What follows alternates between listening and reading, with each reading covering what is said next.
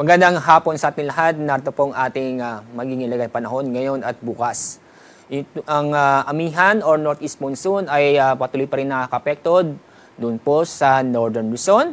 Samantalang yung easterlies ay nakakapekto sa lalabing bahagi po ng ating bansa kasama po ang Metro Manila.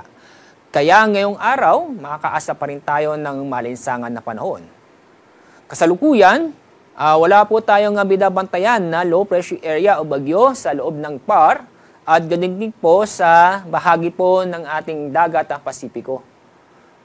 Bukas, yung pong amihan ay patuloy pa rin makakapekto sa Northern Luzon, samantala yung easterlies ay papatuloy pa rin na makakapekto sa lalabing pong bahagi po ng ating bansa. Kaya yung makikita bukas na magiging maganda at maliwas na panahon sa Luzon, at ganoon din po sa Visayas at sa Mindanao, kung saan po makakaranas po tayo ng bahagyang maulap hanggang sa maulap ang kalangitan. Maliban lang po sa mga isolated na mga pag-ulan.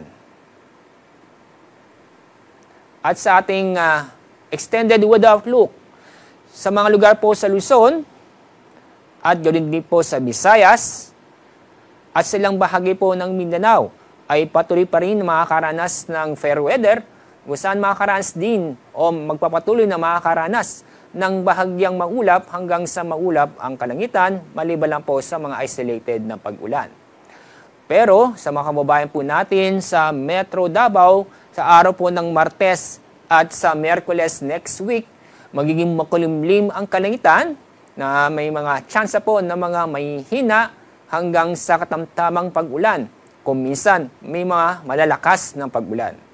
Kaya, paalala ho namin sa mga kababayan po natin sa Metro Davao, mag-ingat po tayo sa mga posibleng pagbaha o pagguho ng lupa. Ang araw lubog sa ganap pong 6:04 ng hapon.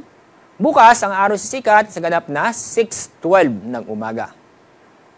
Yan pong ating weather update mula sa Pag-asa. Ako po, si Alzar D. Aurel.